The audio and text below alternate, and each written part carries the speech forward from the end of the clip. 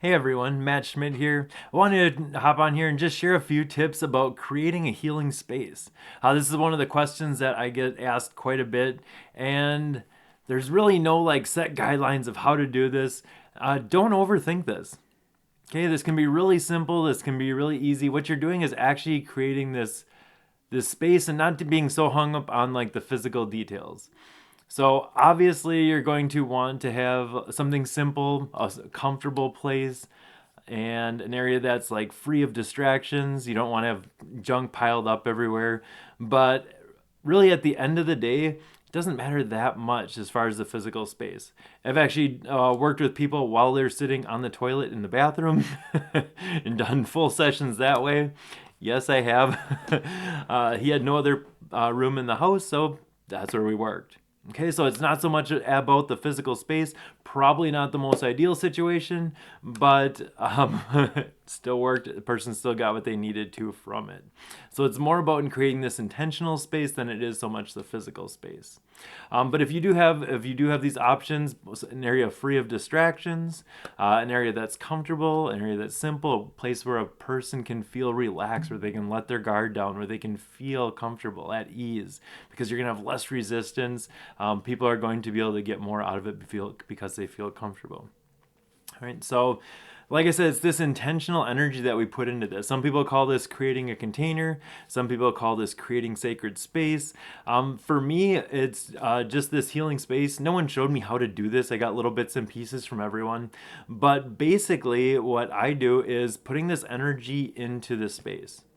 So I do this with intention, and I do this every night before each session. I put in an intention into the healing. So whatever's for the highest good of this person to allow them to heal. Okay.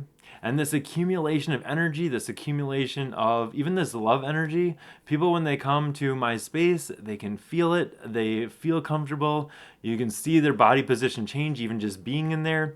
I've opened the door and I've had people just crying before they even walked in, and they had no clue why they were crying because they felt that shift in energy, and it was almost like this coming home for them. So even if they don't know it on a conscious level, they're feeling this energetically, they're feeling this on a soul level, and that's the area you need to be in. That's the space you need to be in order for things to shift.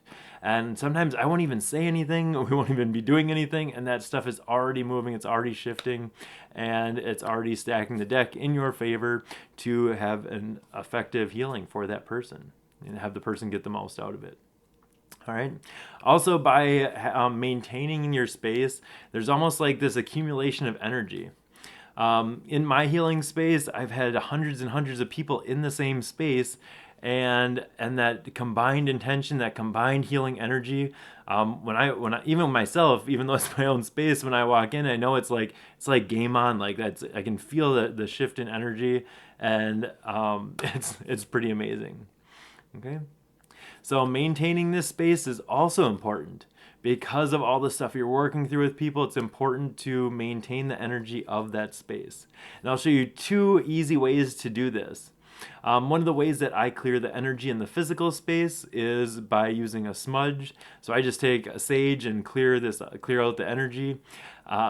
And a lot of that too, it's with intention. Like I still like the physical aspect of doing that, but I think I could actually just intend for it to be cleared, and it would be cleared. But I still like the physical aspect of going through and clearing. I like to have something physical and tangible of clearing that energy, clearing that space. I clear myself. And I've actually gotten so good at this too, of separating from the person's energy. Okay, and I think I'll make another video about this, about kind of spiritual hygiene. But for the sake of this video, what I do to clear my energy is I used to go through this process in my mind. And I would kind of get into this quiet space, and I would say whatever happened for this person happened for whoever this is, and it won't bother me or affect me in any way at all. And that right there separated me from their energy. And it's become, at this point in the game for me, it's become almost so automatic after doing it hundreds and hundreds of times. It's almost become so automatic where a person will leave, and as soon as they walk out the door, like I'm already forgetting what happened a couple minutes ago. It's almost like just flushing the toilet and yep, not my stuff, and it goes away. Okay, it's almost to the point where I'll have trouble recalling their name, even though I just spent the whole day with them.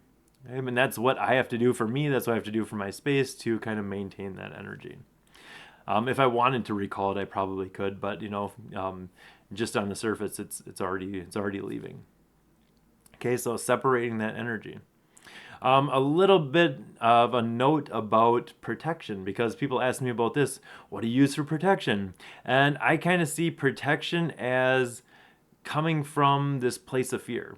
If you're afraid to let something in, you are not allowing this energy in to work with this person. Okay, if you have all these walls up and shields up and all these stones to like block stuff out and keep stuff away, maybe that person needs something from you and they're not able to get that because you have all these walls up. Okay, I'm at a spot where I just know that I'm protected. I stand in my own power, I stand in my own light, and I know that really like nothing's gonna mess with me. And if I do, it's something within me that I need to address. So by because I'm so enmeshed in the process with the person. You want to allow that person in. Okay, so you want to be connected to their energy. Okay, that's why they're coming to you. They're coming to you. Maybe they do have some dark stuff. Okay, that's why you do what you do. Okay, if you have all these things and you're like, oh, I'm afraid of all this, that person isn't going to get what they need to from you. Okay, and if you are being triggered, if stuff is popping up within you, there's something you need to address within yourself. So one of the biggest things you can do is actually by doing your own inner work, your own healing, and then these won't be as much of an issue. All right, so hopefully that helps. I'd love to hear your comments about what you do for your healing space. Put those in the comments below, and we will see you on the next video. Thanks again for watching, guys, and we'll see you next time.